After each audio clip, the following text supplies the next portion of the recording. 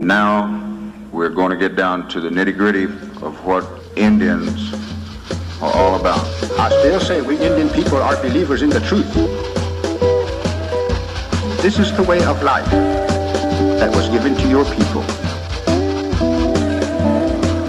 You're born an Indian, you're going to die an Indian. Indianness is a good life. You're facing an Indian this afternoon. This week on Mvskoke Vision, Brett Lacey speaks with us about the Carter Center and its observation of the Mvskoke Creek Nation elections. We have the official election results from the November 2nd primary, as well as a legal update about cases filed recently in the Mvskoke Creek Nation District Court. We wrap up the show this week with sights and sounds from the Oklahoma Tribal Celebration, held November 9th at the Gathering Place. And thanks again for watching Mvskoke Vision.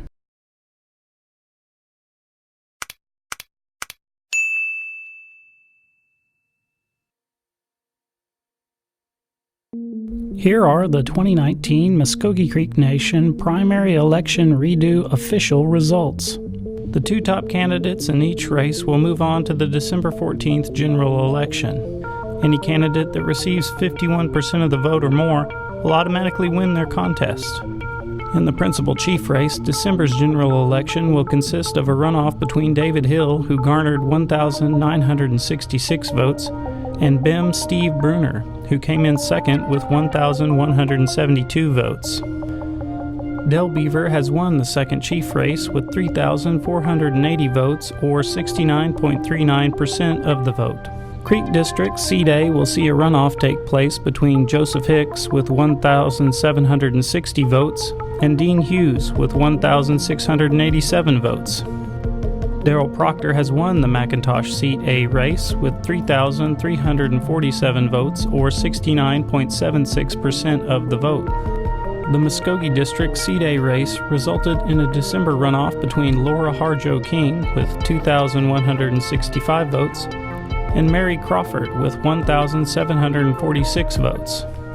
Randall Hicks has won the Okfuskee District Seat A with 3,242 votes, or 67.39% of the vote. In the Okmulgee Seat A race, Carmen Tecumseh Williams received 1,509 votes and will face off in December against William Lowe with 1,248 votes.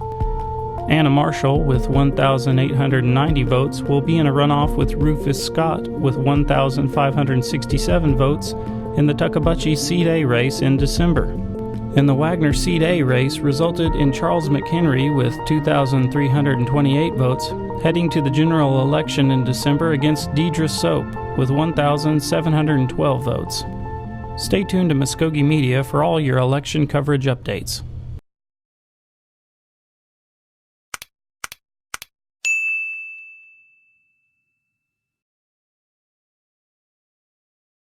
October 28th, the Carter Center announced that they would be observers to the Mvskoke Creek Nation primary and general elections. Mvskoke Media interviewed Brett Lacey about what the process entails and what the Carter Center's goals are for the observation. So I just wanted to start out maybe giving folks a broad idea of the Carter Center and what it does.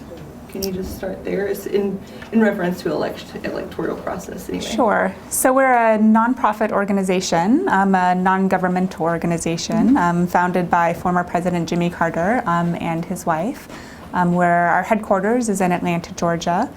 And within our democracy program, our primary activity has been conducting what we call international election observation missions around the world. We've done 110-ish, I think, of them to date in the history of the Carter Center. This might be 110. I can confirm that for you. But so, and our role in those activities is to provide support to electoral processes. In the beginning, we were observing elections in places that were coming out of conflict or countries that are having maybe their first election at the end of a civil war, these kinds of really difficult contexts. But we've advocated from the beginning that it's important that every election should have election observation. Our role is to provide some transparency to the process, to help lend some credibility to the process where it's warranted, to help the people really have access to a credible source of information about what is and isn't happening during an electoral process. Okay. And so that's what we try to do. You said that you're a nonprofit. Can you talk about how you're funded a little bit? Sure. So we're funded in a range of ways, sometimes by private contributions but most of our projects around the world are funded by bilateral agreements but we're a nonprofit, so we get grants just like all other nonprofit organizations. So we write proposals, and when we're successful, we get grants. Often those come from governments, usually foreign governments, to support our work abroad. The United Kingdom, Canada, Sweden, Norway, sometimes the United States support a lot of our work. This effort is supported by institutional funds of the Carter Center. And you talk about observation of elections. Can you talk a little bit about that process for us? Sure. So typically we like to recruit our observers come internationally, because although our headquarters is in the United States and the head of our organization is a former American president, we consider ourselves an international organization. So we recruit observers globally from Africa, Latin America, Asia, to try to have some truly diverse teams that bring a range of perspectives to our process. So we recruit those observers, we train them up on the polling procedures or specific elements of a particular electoral process, and then we deploy them out on election day to collect data about what's happening on election day. Okay. I was reading on the website that there's observation and then there's some more intensive involvement with the elections. Can you speak to the difference between those levels of involvement? Sure. So in a perfect world, we would do what we call long-term observation, and that involves it coming out much earlier in an electoral process. 'Cause in general, an election, by the time you get to election day, it's too late. There's so much about an election that happens so far in advance. So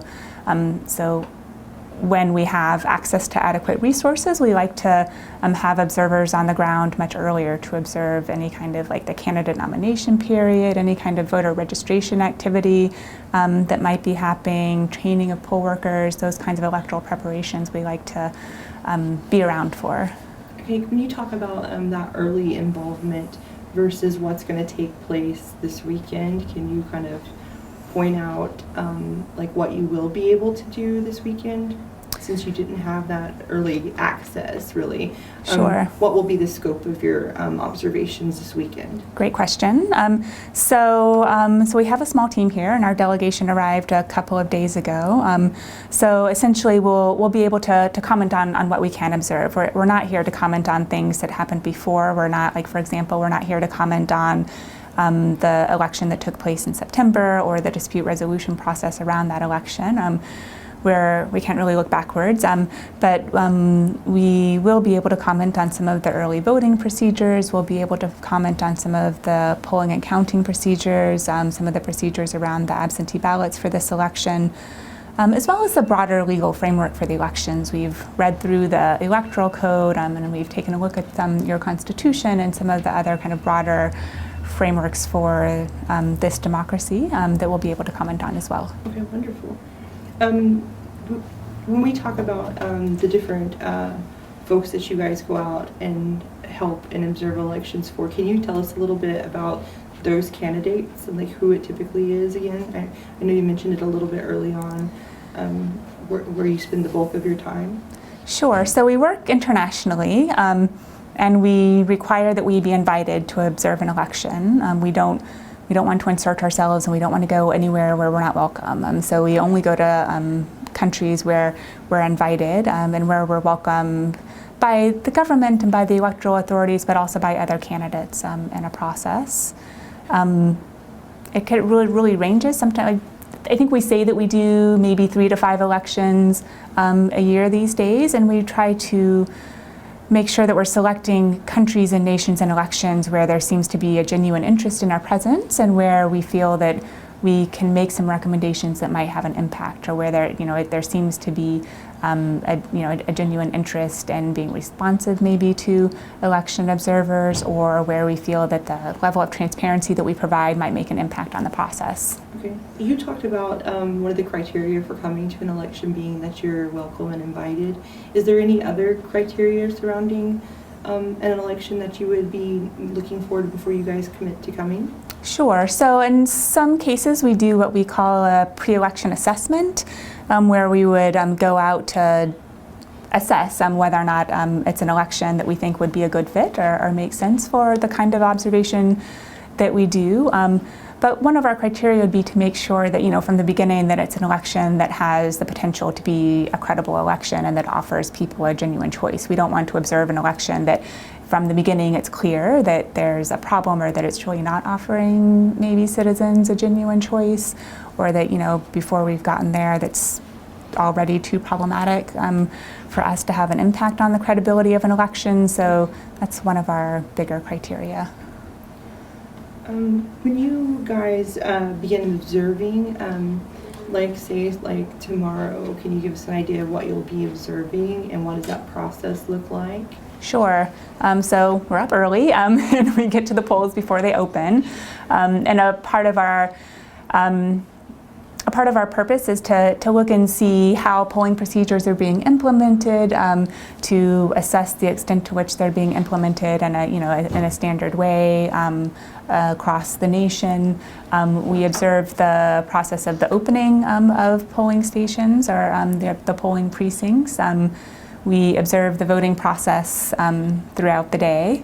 And then we also observe the closing of the polling processes and any transfer of sensitive materials like ballots. Okay.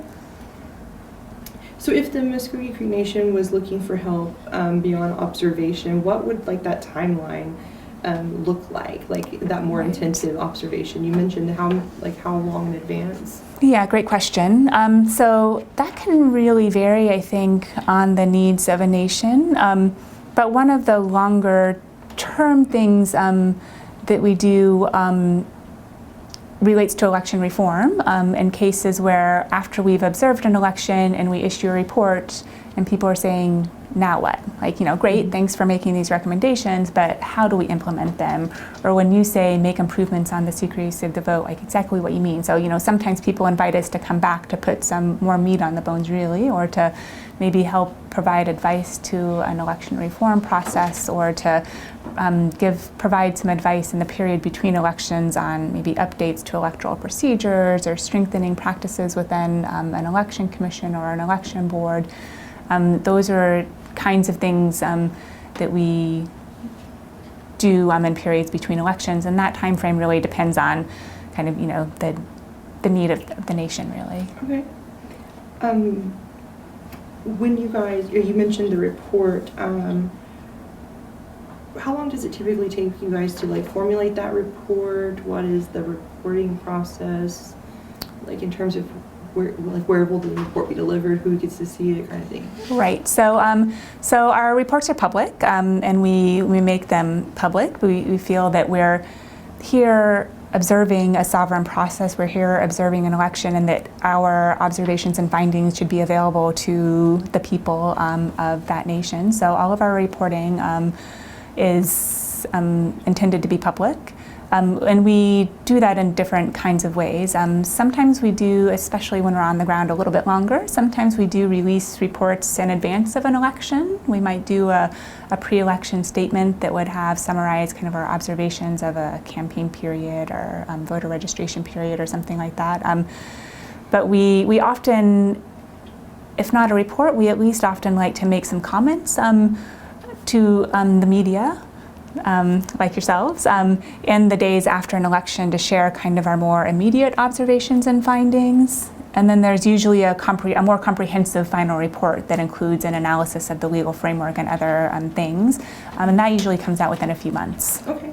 Can you give us any idea, and this might just be a little broad, but is there a standard kind of best practices that you guys really shoot for if you were to, as you said, you have some instances where you coach along when you come back, or if you're asked to help the meat on the bones. What are some of those standard best practices that you look for? Yes. So we have spent at the last few decades really working at the international level and with members of the United Nations to develop standards for democratic elections. So we have a handbook on it that I can provide to you. But so we've developed this this handbook. We call it Democratic Election Standards that outline some of those things, and a lot of it is is big picture things that are found in international human rights treaties, which most nations are signatories to. Things like secrecy of the vote, or ensuring that men and women have equal access to an electoral process. Those kinds of things we look at and try to make sure that they're reflected in an electoral law. I'm sorry. No problem. It's been going off today. I think Sure, that's you must be very busy. It has been a little bit busy. I think that's about all of my major questions. Do you guys have anything you'd like to add? Anything I might have missed that you think would be important for our viewers and our readers to know about this trip down and what you're doing this weekend? And I guess maybe the only other thing I would add is I think this is the fourth election that we've done for a Native American tribe. And honestly, we're honored to be invited, and we're happy to be here, and it's something that we hope that we can start to do more of. The Carter Center doesn't work in the United States because President Carter is a former head of state, and so we don't work in the United States, and we don't work on elections in the United States. But we're very happy to be invited to observe these sovereign elections that are happening here, and it's something that we hope we can do more of in the future. okay, wonderful.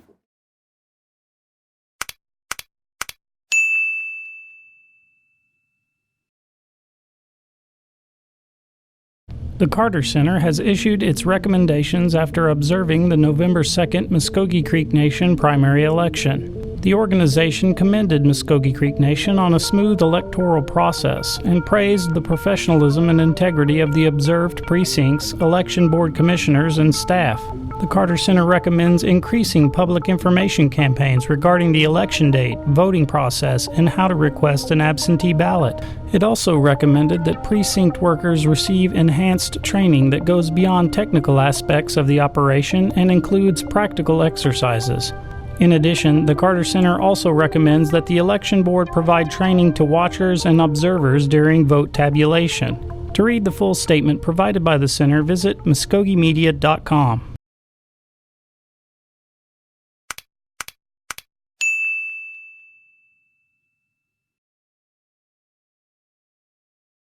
This is your Mvskoke Creek Nation legal update for November 14th, 2019. On October 21st, Ron Graham filed an amended petition with the Mvskoke Creek Nation District Court, alleging that he had applied for citizenship under Article 2 of the 1866 Treaty and was denied citizenship by the MCN Citizenship Board.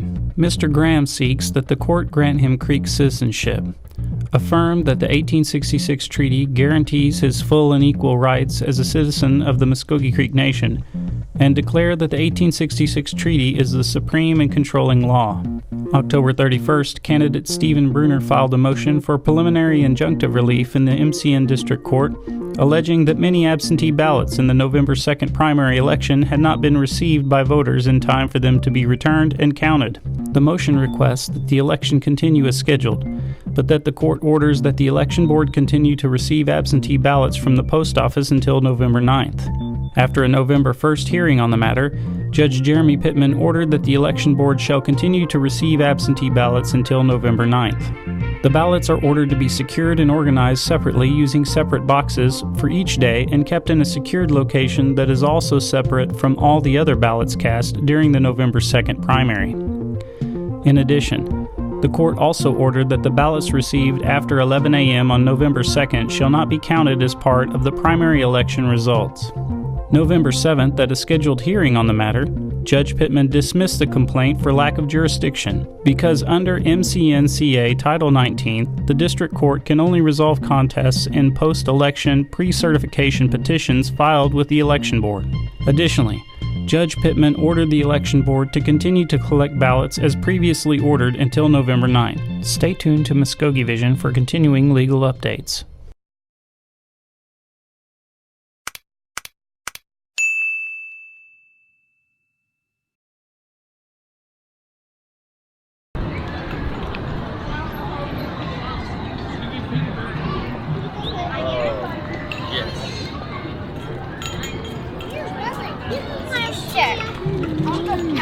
This whole area. Indian taco. Yeah.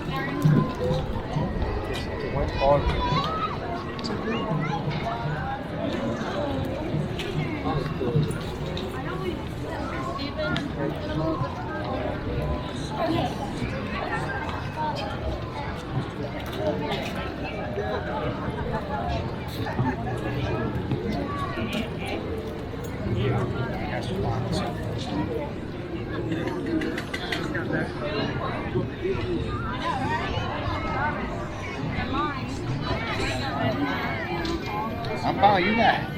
Don't go across the bridge over. Go move out. That was going to be great. Like, yay.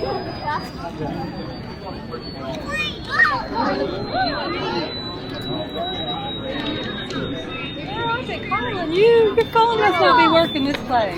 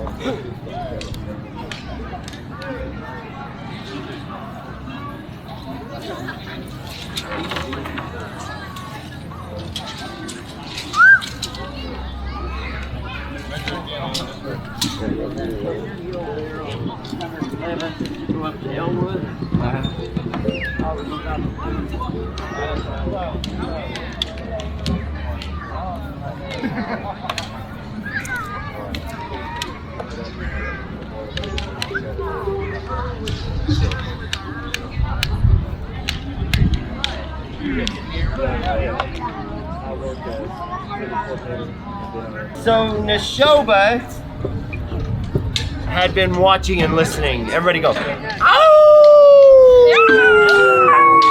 oh yeah, that's a Neshoba. Neshoba had been watching and listening from a distance, and he liked hearing stories. So he said he'll go and search for the right creature. And so he ran. Let's run. Everybody run with your instrument. He ran through the forest and he came to the tallest tree where Auntie kept her perch. All right, now one more time. Take it down.